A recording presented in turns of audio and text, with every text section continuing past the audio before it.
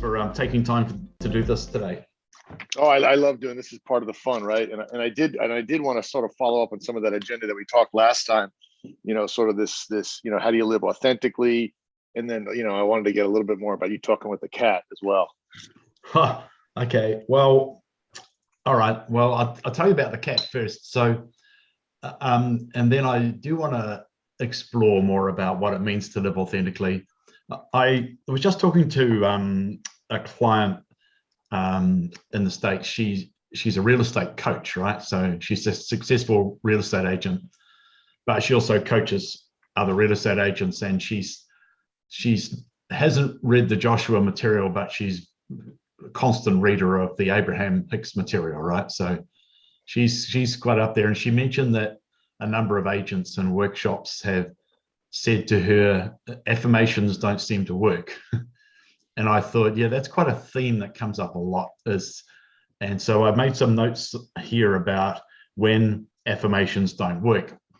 And that will naturally lead into how to live authentically because of, I made some notes on this, so I'll talk about that in a minute. But first of all, the cat, all right? Talking to the cat. So we're looking after this cat, which she's 14 years old. We're looking after because her people have gone overseas for a year, and we're looking after her. And I think the woman hadn't really mentioned about how badly this cat can behave.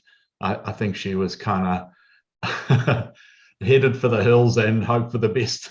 Anyway, so the cat started just out of curiosity, how long do cats live? Just out of curiosity. She's 14. That's old for a cat. That is old for a cat, okay. Right? So, I don't know, but 12 to 15 seems to be quite common. So, and, she had at times they thought she was about to die, but she's still here. Anyway, so she started doing this thing like early in the morning when I was on like the Joshua calls, or talking to you actually as well, where she would stand outside the door here and start meowing and making a lot of noise, which is not the end of the world, but she went on and on with it. And then she started kind of scratching at the window, and also like the aluminum frame around this door or this window here, scratching on that and going crazy. And at one stage, I remember I was talking on a call with you, and it got to the point where I lost my train of thought, and I got quite annoyed. And I thought, right, this has to stop. And one of my solutions was to fire, a jet of water at the cat from my drink bottle or something.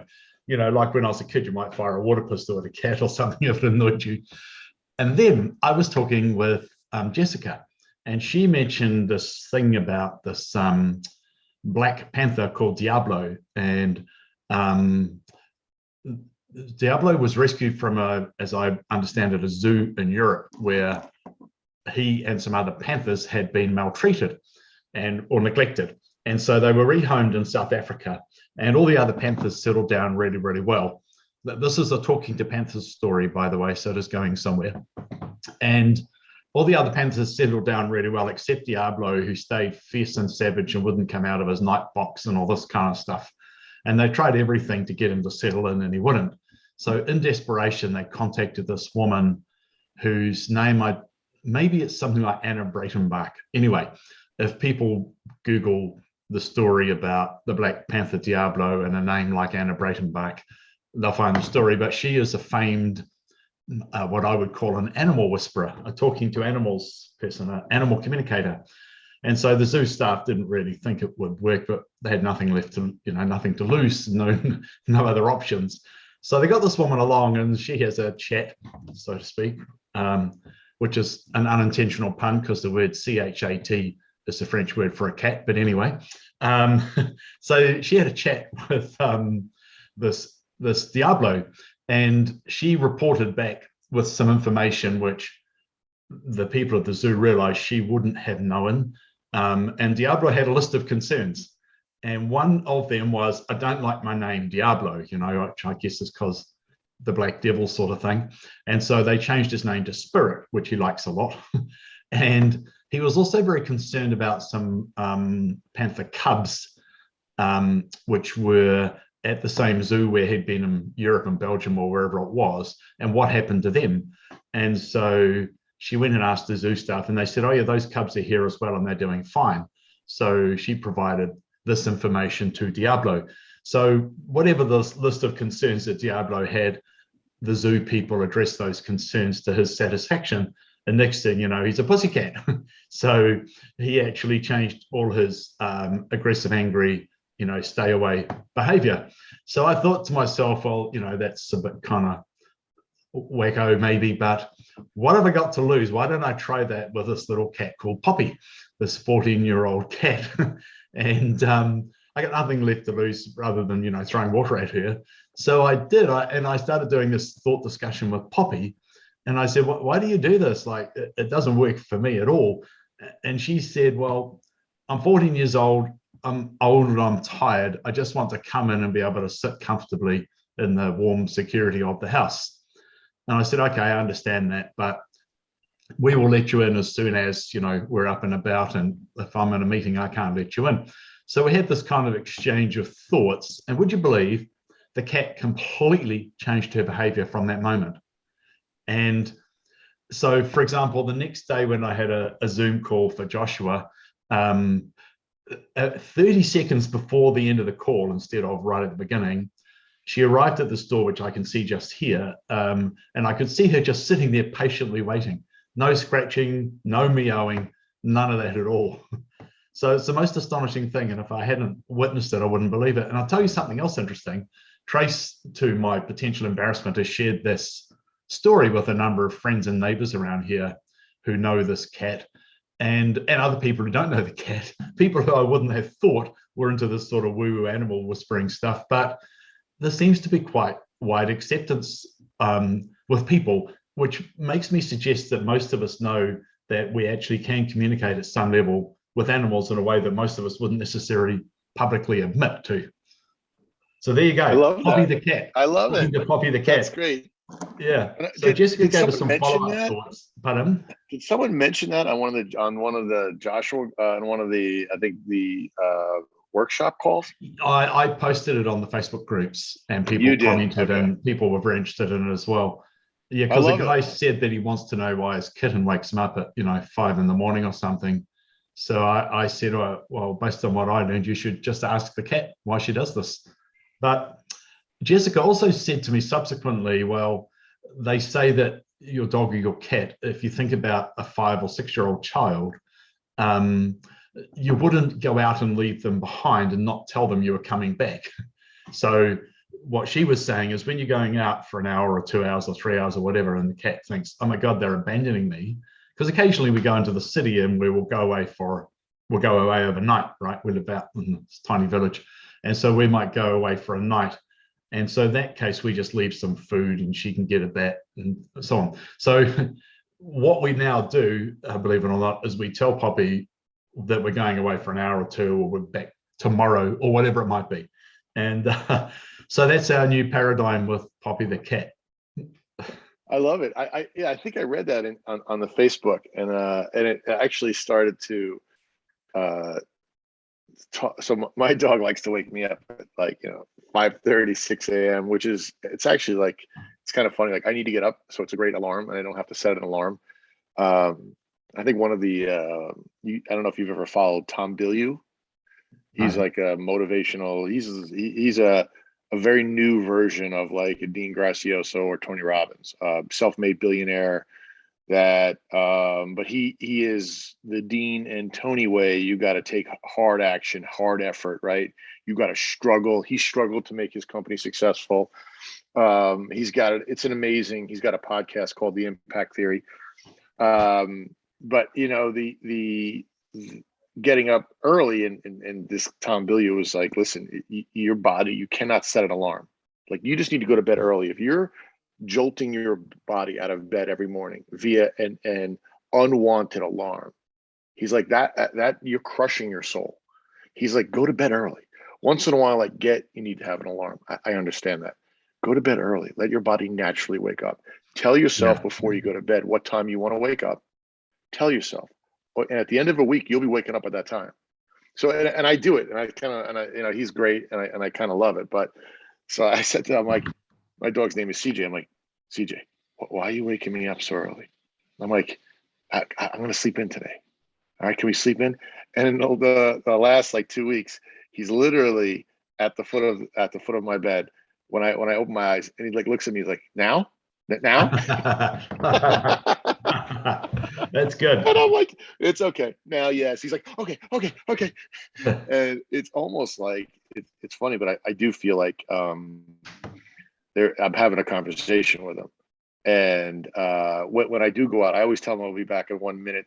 Dogs don't have, a sense of time. But that's what they tell me. Not that I have any clue what is. I always tell them I'll be back in a minute. Be back in a minute. And then he's like, oh, okay. And then I will go off for an hour or something like that. But I always say I'll be back in a minute. I'm like, how does he know what? He just knows I'm coming back. Yeah. Oh, that's interesting. So I think a lot of people probably do this, and it's just that I don't talk about it, because I've been surprised at the reaction from people when Trace has shared this story with people that I wouldn't necessarily have shared it with. I think what makes yours so interesting is that it wasn't your cat. That's what really makes it interesting. Yeah, to well, me, it's like, wow. And next thing you know, she follows me around like a dog half the time. Like, it's extraordinary. And she often comes when you call her name, which cats don't necessarily do.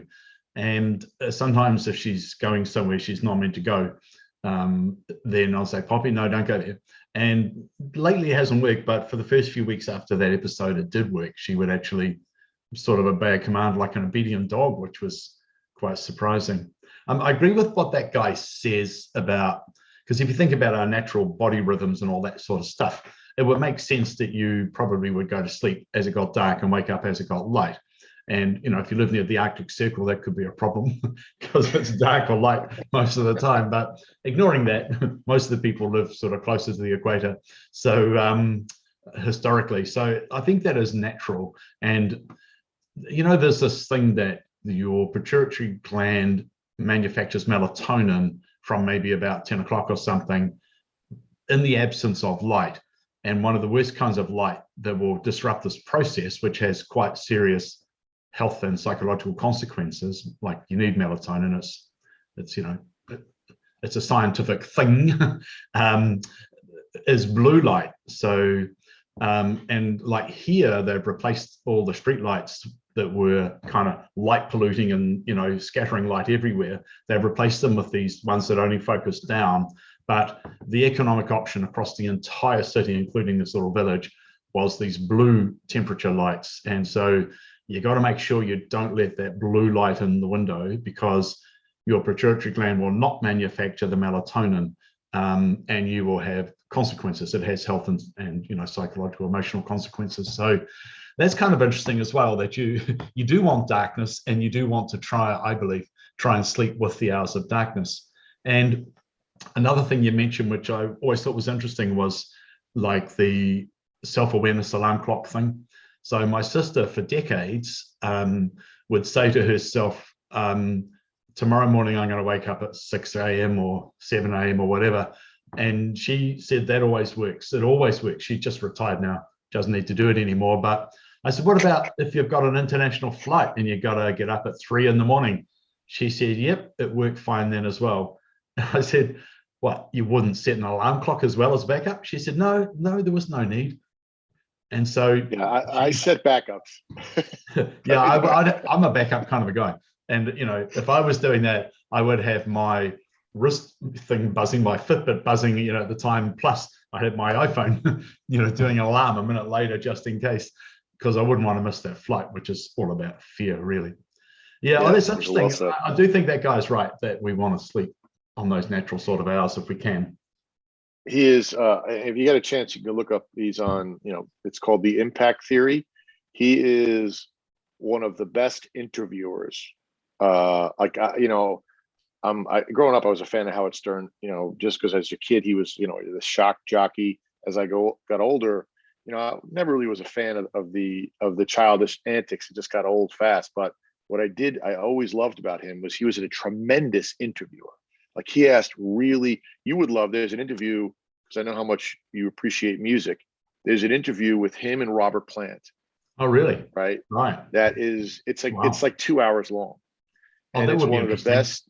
Yeah. And he asks really, really good questions. Right. And Robert Plant's trying to talk about his new, obviously everybody wants to talk about, Yeah. the 60s and 70s, right? And he wants to talk about his new album. And I think Howard Stern did a great job of allowing Robert Plant, right, to talk about the old Led Zeppelin and then also the new, his new album. And the Robert Plant's responses, it's like he lives in his own bubble, not aware. And I say this with the utmost respect about him, not as a shot, not aware of any criticism or anybody else, what they want. And he's just like, really? People, like, this is just how I live. And he just goes, this is how I live my life. I'm doing this for me. I'm doing this for my family. I'm doing this for, right? Everything has a value that he's created for it in his actions. And it doesn't take in a lot of outside influence. Like, I walked away from that, like, and I literally was driving home from work, listening to it, and I stopped in the driveway to finish listening to the interview because it was pretty cool. Right. I'll Google that. That will be interesting. Yeah. So Yeah.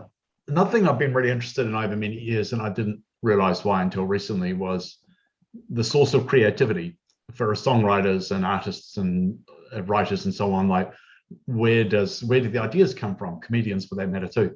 So where do their ideas come from? Like, what is this creative thing? But it's also in the work that you and I do, like receiving creative ideas on how to do things is a creative process as well. And I didn't realize why I was so fascinated until Joshua started talking about the source of creativity, which really is, it's not that the person per se is creative, it's that they are open to receiving creation or creative messages or ideas or inspirations from source or from their inner self. So it's actually about being an open channel to the creative flow.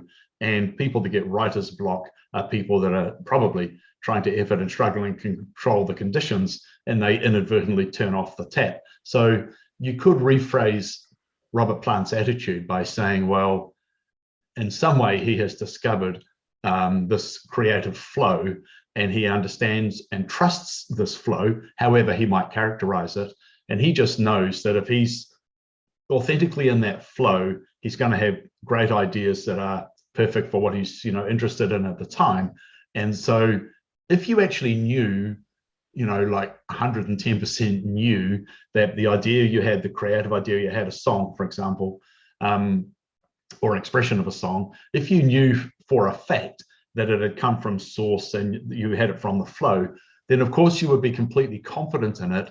And if some people who were not a vibrational match to your idea objected to it with criticism, then you wouldn't be in the least interested, because it's like, well, I'm as we speaking a different language, they don't understand it.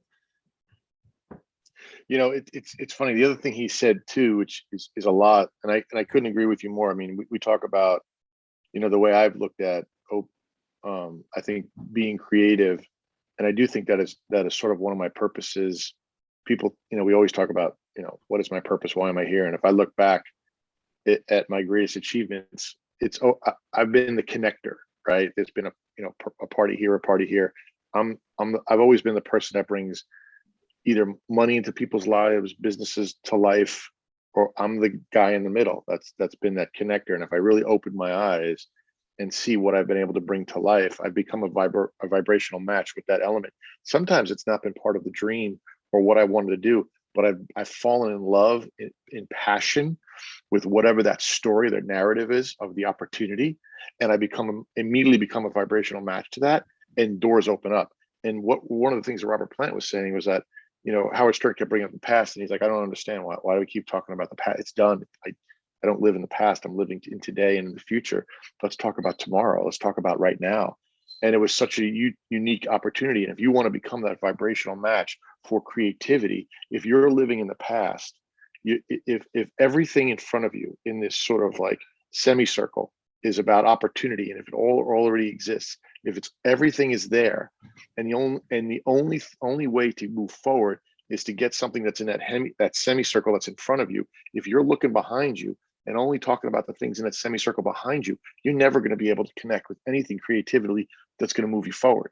And that was what I took out of that. I mean, he didn't say that, but that's what I took out of it. And I'm like, and then the Joshua teaching, which really pushed me to really think very much outside the box, was you have to become a vibrational match for that idea that already exists.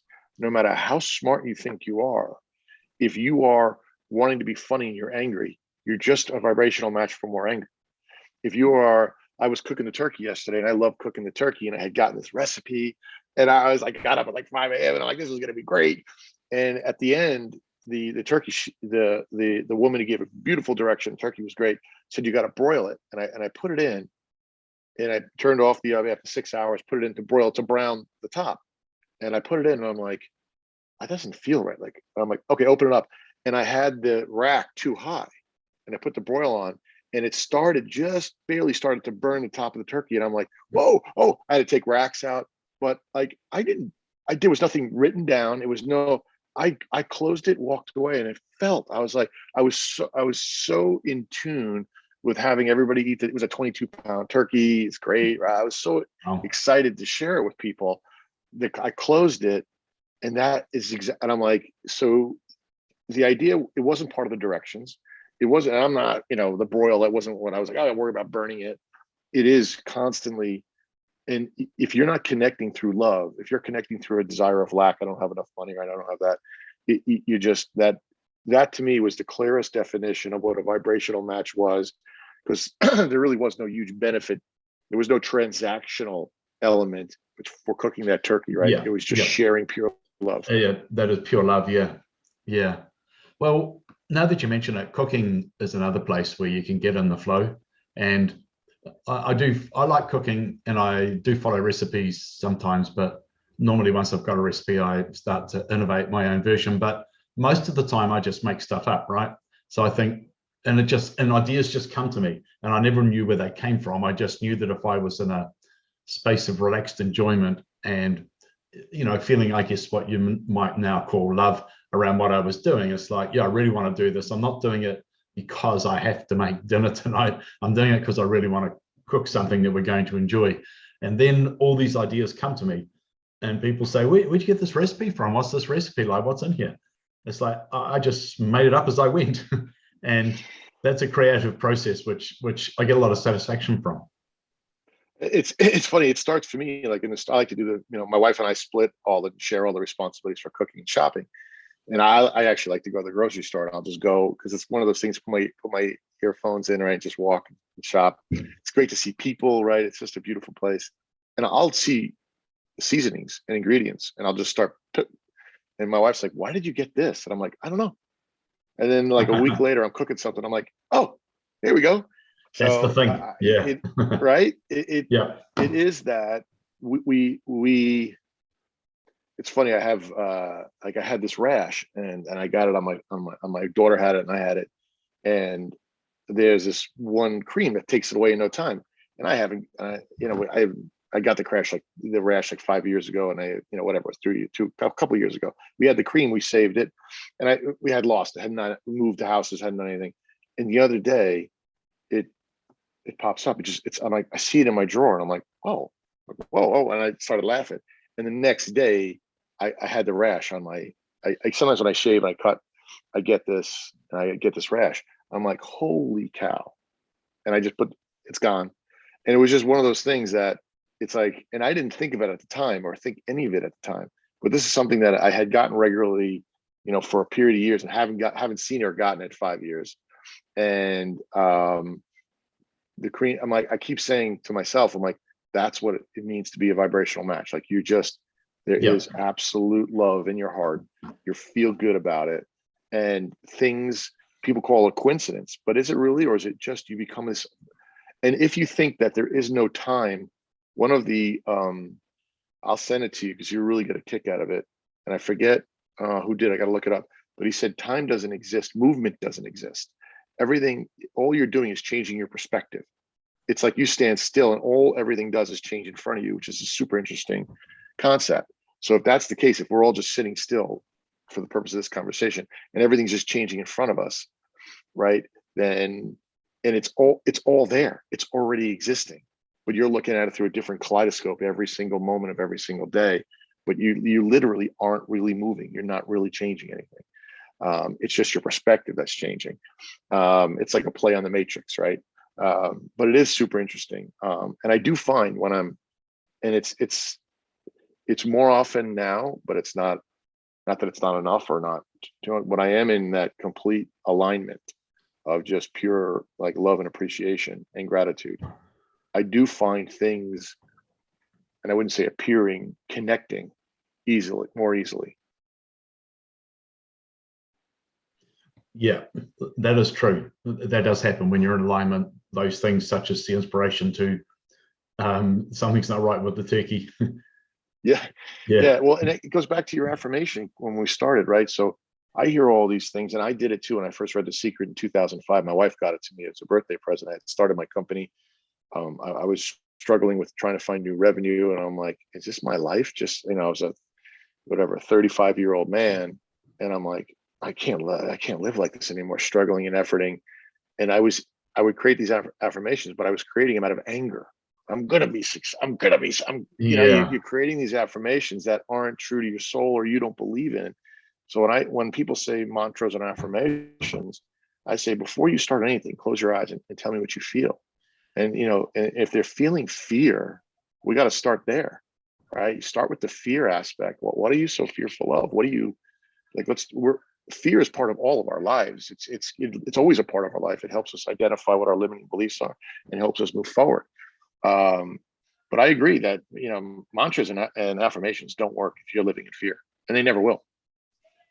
Right. So that's a pretty good segue into. So I made some notes from things I've come across lately around affirmations, and then also about living authentically. And because we often use that phrase in law of attraction, but when I ask people what it actually means, people kind of intuitively know what it means, or they have a vague idea, but a lot of people really they can't tell you what it is. So we'll get onto that in a minute. But with affirmations, I wrote down that if you want something desperately, business success, more money, a life partner or mate or whatever, and you are feeling the intense lack of a thing, and you're affirming, I really want that more money, whatever, then there is a part of that which is an unintentional affirmation of seeking more of the thing you think you don't want. So in other words, there is a wobble in there to do with lack. So it's that you are unintentionally affirming the lack of the thing, in which case the universe is just going to bring you more experience of the lack of the thing. So it's a bit of a subtle switch in a way, but if you are constantly thinking about not having this thing, or when you're doing your affirmation that I don't have it and I really want it, then in fact the predominant message in that affirmation is what I call a defamation. It's actually affirming the thing you don't want, right? That's really good. I like that. Yeah. So does that make sense about how you inadvertently affirm the thing that you think you don't want any more of? Yeah, and I think I love the way you characterized it. I think the narrative you're creating is really smart, and I think if we truly understand that our cells and our souls are hearing what we're feeling, not what we're saying, right? If we get back to that basic point that Joshua always says, right? Abraham Hicks says, we live in a feeling universe, right? Isn't that what Joshua says? We live in a feeling universe. Totally. Then it's I'm angry, I'm fearful, I'm lack, but I'm saying the opposite. The universe isn't hearing what you're saying. It never does. It only listens to what you feel. And we need to understand that a mantra or an affirmation should express what we're feeling, right? And we don't, like, we separate those two. Well, the feeling we want. Feelings. Yeah, right. The feeling exactly. we want. Well, that is the highest level thing, really, which is quite an advanced concept, which is that, and when somebody first said it to me 3.5 years ago, I can still remember I was living in France in the countryside. I was in this house in the middle of nowhere, and this woman who was an abundance coach attached to a course I was doing in Los Angeles, she said, you think you want this thing, but what you really want is the feeling you will get when you have that thing. It's not the thing itself. What you want is the feeling. And so, and I didn't understand it, but as an example would be, people say, I want financial security. So what they want is to feel financially secure, which may or may not be attached to having a sum of money, right? So we all think the only way to feel financially secure is to have a sum of money, and it's a hard thing for people to understand, I think, but what you really want is the feeling of the thing. So if that's just the first thought that you can absorb, not you, but anybody listening, that when you say you want a mate who loves you, a partner, or you want more money, what you want is the feeling of being loved, or you want the feeling of financial security. But those are inside jobs, right? So you can't feel loved unless you love yourself. And then they say that the love you receive from your partner is a reflection of your love of yourself. So both of these things, more money and receiving love from a partner, are actually inside jobs that start with us.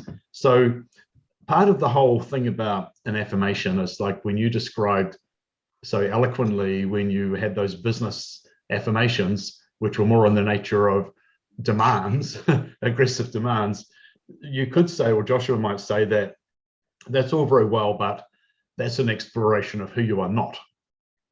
In other words, you think you want these things, but you eventually discovered, I actually don't want those things. What I really want is something that you might call more authentic. Like you want the feeling of financial security, you want the feeling of doing work you love and all various things, but you were determined to have business success. So, which may or may not be some people, for some people, I've met people who are just, I think, are kind of made for business. They just love it. They just absolutely love it, and they love everything about it, which is all very good. So part of the problem with affirmations is that wobble in your vibration. And I am going to get to that thing you said. There was a classic thing. Let me just see, I've got that. It was from one of the quotes today or this week. And all right, here it is. Yeah. So Joshua says, you literally create your conditions based on how you feel, what you constantly think about, and what you believe. So that's where the wobble and the vibration comes in affirmations, because like we got a friend who said, oh, I tried affirmations, it didn't work. I tried positive thinking, it didn't work. And I said to Trace, well, I know what that person's like. And she would have had so much wobble in her vibration that she would have been like a fraction of 1% in alignment with the things she thought she wanted. And the rest of it would have actually been her feelings and her thoughts and her beliefs, which were contrary. And so there's so much resistance in those things that if you're not actually consciously choosing how you feel, what you think and what you believe, then affirmations can never work. I've noticed also at times Joshua talks about actions, that your actions have to be consistent with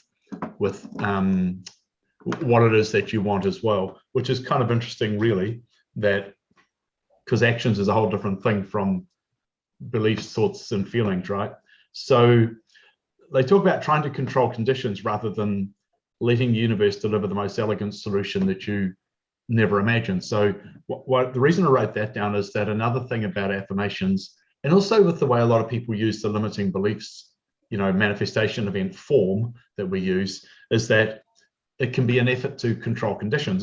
So if you're doing an affirmation to control conditions, is what you were trying to do with, your hammer in that nail approach, smack that thing in. Like if you're doing that, then you're essentially trying to control conditions, and that is quite a low vibration activity, not a high vibration activity. So once again, if you're using affirmations or other processes to try and control conditions, you won't get what you want.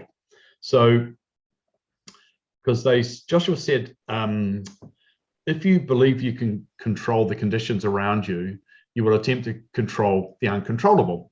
And this is the reality you will create for yourself. You will then be faced with things out of your control. You will be different than who you really are just to maintain some control. So I thought that was interesting. You will be faced with things out of your control. So if you're trying to control the uncontrollable, the universe is going to smack that ball back to you, like a tennis serve, and say, no, we're not having it. Here it goes. It's yours. And it's like, have some more experience of the uncontrollable, and people who feel, you can think of some people who are always trying to control their lives, but their lives are out of control. And so you'll become an inauthentic version of yourself. This is the authenticity part, in the hope that this will control your experience of life. So, and then they went on, this is from a podcast, one of Gary's Joshua Live podcasts the other day, where Joshua started talking about success in the Western model. And then a woman asked immediately a question about, she said, in executive coaching, you're asked about where is it that you want to be and where are you now and what is the gap, and let's work on the Right. gap, which is kind of a goal thing as well. So they said, shall I read this? I thought it was really interesting because it talks a lot about. Yeah, I remembered. I actually I tuned into that comment as well. I thought it was really profound. I loved that. So those in Western society, those teachers, so they're talking about motivational coaches and goal setting coaches and executive coaches, will say, if you want success, you do these steps, A, B, C, D, and you'll get there. And you will get there if you work hard enough, and if you stick with it, and if you're persistent, you will get there. But, and this is where you and I got to eventually, will that make you happy? No. It'll be a great way for them to get a testimonial. So in other words, you did this thing, and then you go back to your coach, and the coach says, did you get the thing? Yeah, I did. And then, will you write me a testimonial that my process worked? Yeah, sure, I'll write you a testimonial. But yes, I did all the steps in this, and I did attain this level, this vision I had, but they, the coach, won't know how the people, their clients, feel. So Joshua's saying that's the missing part, right? Is the most important thing is how you feel, not that you just managed to, sledgehammer your way to something you really thought you wanted. They won't understand that it was all empty. It was meaningless. It was expensive and good, because any kind of experience is expensive and adds to the experience of all that is, but it was inauthentic and ineffective. So the authenticity part comes in again. If you're here to discover who you are, you're going to discover who you are or who you're not. And that will also add to your understanding. If you're focused on your passions and interests and going with the flow of life and acting on inspiration and pushing past fear, you will expand to who you truly are. Most people are exploring who they are not. Spend more time in fear, spend more time in frustration and hard work and effort and struggle doing the things you don't really want to do, attain some goal, good. You will explore who you are not. So that's what that's all about. And that will be an expansive experience that will add to your overall awareness of who you are.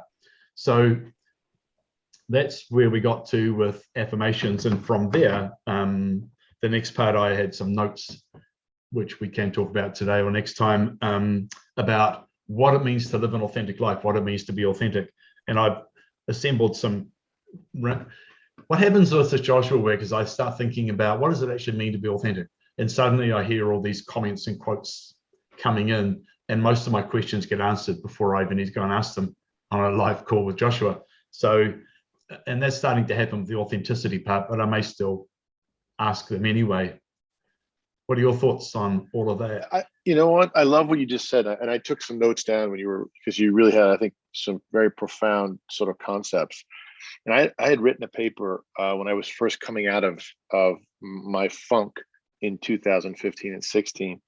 And I don't know, at one point before I was actually into all of this, but I was doing the mantras and I was reading the books, right? And I was sort of hammering the way you and I used to do it, right? And I sat down and I started writing this element of, trying to understand, like, this is not who I want to be. Like, I don't want to be this person. I don't want to do this anymore. And I'm like, when was the last person I was who I wanted to be? And Jay Shetty, who's this sort of, he wrote a book called, I think, what is it? Being a Monk. He was a monk for 5 years, came out, motivational speaker now. He's really wonderful. He said, we always say, I think the old adage is like, what would your, whatever, 10-year-old self, right? What would you go back and tell your 10-year-old self, right? Isn't that like a classic cliche of like advice, right? If you could tell anything, he turned it around and he used I use your term, Rob. He reframed it and said, would your 10-year-old self think you sold out or you did what you promised? Okay, that's right? really interesting. Yep. Right. And you're like, and all of a sudden I was like, I heard that and everything like froze. And I said, and I started to write, I'm like, we grow up in a society where we graduate elementary school and there's moving up day, right? Before you go into middle school, you go and you visit the school and you see the teachers and, hey, are you going to like this? How do you feel about this? And there's this whole comfort level, right? And then you go from elementary school, high school, you have that, you go and you eat lunch in the high school cafeteria before you actually go there, and you meet some of the teachers and you go see an assembly. Well, how do you feel about this high school? Are you going to make friends there? Do you feel you're going to be happy? Then you go to college, and my kids, and I was going through this with my oldest daughter at the time. We go and we visit all these different colleges, and I'm like, hey, how do you feel? Do you think you'll be happy there? Will you make friends? Right? These are the questions we ask. Then they graduate. And then I remember this distinctly, where I was looking at a job that and it's, I don't care if you're happy, how much money you're going to make. There is a switch that goes off in our society in America. Yeah. And it could be different in New Zealand.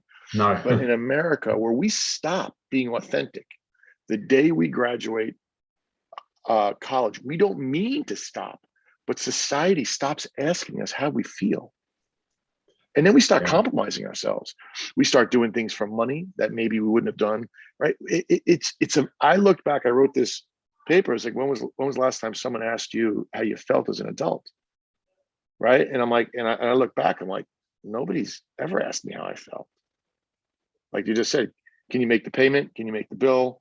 Can you do that? Did you get the letter? Did you get the email? You know, can you be there? Can you be at the meeting? Right? It's not like, you know, hey, can we raise the money? The question, and everything changes, and your mantras change, or your affirmations change. When you were a kid, oh, I just hope she loves me. I hope she likes me. I hope I win the game. I hope I do well in the test tomorrow. And there's some fear in there, but you honestly want to do well, or you honestly want that person to like you, or you honestly want to do well in the game, right?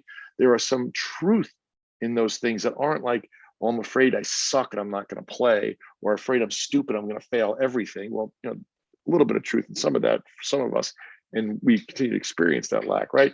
But if you look back of when you really connected and you were a vibrational match with things that opened doors for you, it was always that pure love with no transactional concept attached to it. And once you graduate college, that's all gone. There's a transactional aspect attached to everything. I'll give you that name. If I shared, I think 6,000 retail names with this client, I said, I'll just give them to you. They're like, you know, recently I did this, and like, well, yeah, well, you gonna charge? I'm like, take them. Good luck. Go ahead. I mean, yeah, that's 30 years of work that I put together. I'm like, could I have charged 10 grand for it? 15? Probably 25 grand. It's probably worth $100 million in revenue, right? If I was doing the work, I don't know how hard she's going to work. I don't know what she's going to do. Hey, here's a list. I'll email it to you. I'm like, somebody else needed a list of kids to invite to this new coach. I'm like, oh, I'll give you the list I have. I have about 1,500 names of the local community that all are interested in your saying. People asked her, how'd you get my email? I'm like, just say, use my name. Jerry gave it to me. He's not. I'm like, well, yeah, I am. You gave me your email. I'm like, it's for free. No one's charging you any money. No one's trying to, we're just letting everybody know what's going on. It's amazing to me, right? The only way to get back to where an affirmation or a mantra would work is to truly do it without any expectation of a transactional approach. Yeah. So we canvassed that quite well in some Joshua stuff a few months back, and that was very illuminating. That you reminded me of that. I forgot that, but you reminded me of that when I had shared that little paper I did with you.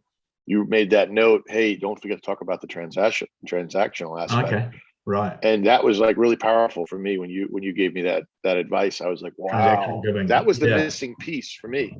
Right. Oh, that's good. Well, yeah.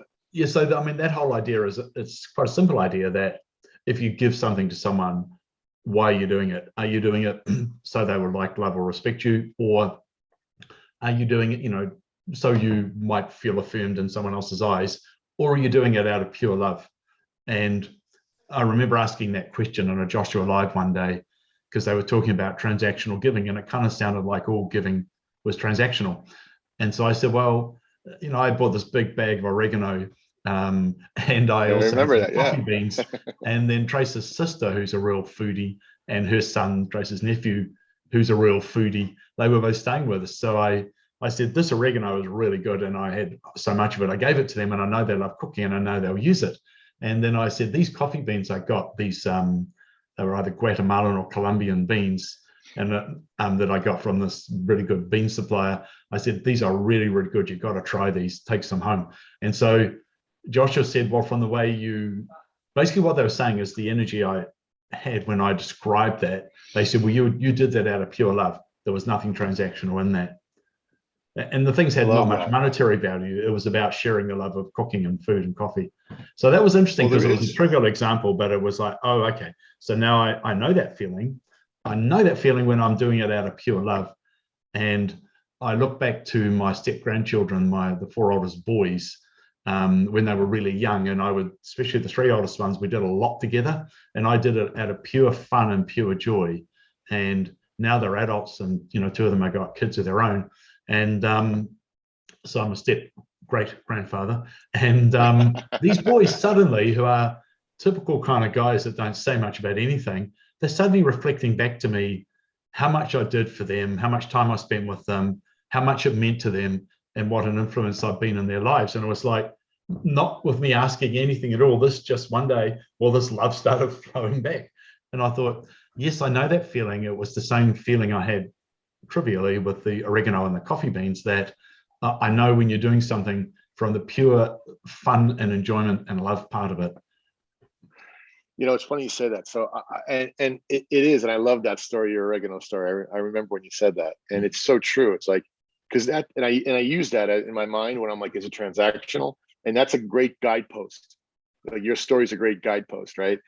And so recently, we were, I'm heavily involved in high school kids athletics, just volunteering my time and doing some different stuff, and especially with the student athletes. And we had this tournament, right? We were in, I think I told you, we're in Texas, where everybody gets, 800 colleges come and look at the Dallas, kids. you said Dallas, yeah. Right. And we've been doing a lot of work trying to help the seniors. I don't have a senior kid, but it's great just trying to help them to understand that, hey, athletics can be a springboard or a platform to go into a college that maybe you didn't know you wanted to go to, or experience different things. And one of the coaches, who once again volunteers all his time, is this amazing human being. I mean, 3 days a week, pays for everything, doesn't charge the kids anything. This guy's just an amazing human being. He texted me.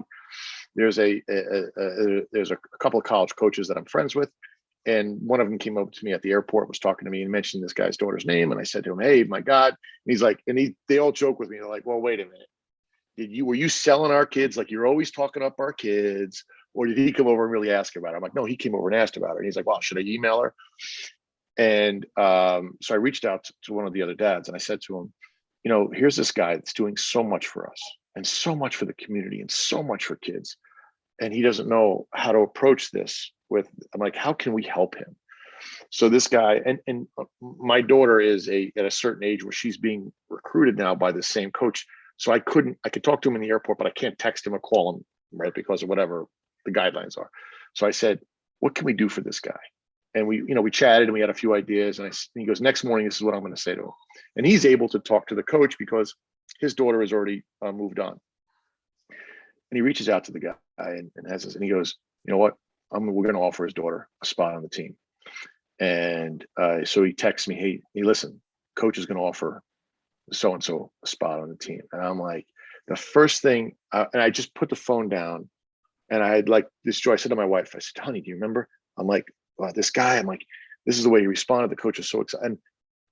And then I said to myself, how do I take advantage of this incredible pop? I'm like, do I text him now and say, oh, by the way, you're about to get a phone call? And I sat back and I listened to all these things, and I started to laugh. I'm like, that's the old me trying to get credit for this. And I just sat back, and I'm like, whatever unfolds is the right thing to do. And whatever the way it unfolds, I just knew at that point that I had. And once again, I talked about what my purpose is, being a connector, right? Pushing buttons and then stepping away. I put an idea in someone else's head. He went and had a conversation. I stepped out. Those three became a triangle, to the point that they're offering that daughter a spot on the team in college for a D1 program, which is pretty significant. And I just stepped away. And in the past, I would have fought to get back into that triangle and get credit. Right. I did that. I'm the one to talk to him. And now I was like, I'm so grateful that and I'm like, so that became the new measure. This week became the new measure of what a transactional. I told nobody. I don't care. I'm just so grateful that she's got this opportunity, and I get zero benefit from it. Yeah. Just knowing, but just knowing is enough benefit. Yeah. Apart from the fact that you're given something in love and the universe responds by bringing more love back to you. How crazy is that? We're talking, if you really, really move forward in love, and I am a big, loud Italian guy that ran a business in New York City. I will jam my foot up your butt. I will step on your, I will do whatever and I'm like, wrong. And I got success. I put my brand in 500 stores. I did what I needed to get done. I checked that list, and I was miserable, 60 pounds overweight, diabetic, falling apart, an absolute mess. And now I am just taking a step back. I've I've released that weight. I feel much better, and I'm happier. It just, like, that little moment was more gratifying to me than anything I achieved in business. Knowing that I dream about the conversation he had with his daughter and the smile that came on her face. Like, that to me is more satisfying than seeing, 8 zeros in my bank account. Don't mind the 8 zeros. It'd be great to have 8 zeros in the bank account, but what a difference, right? What a difference.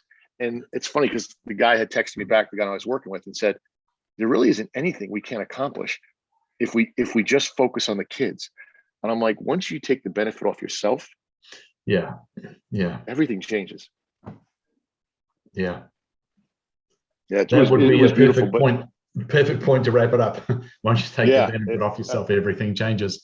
So another time we'll talk about the authenticity part, and I got a few other things that I've been thinking I love about the as well. authenticity. Yeah, I want to continue that because I think that's super important. The authenticity conversation is, because I'm struggling with that, and I'm very interested in how you're continuing to move that point forward.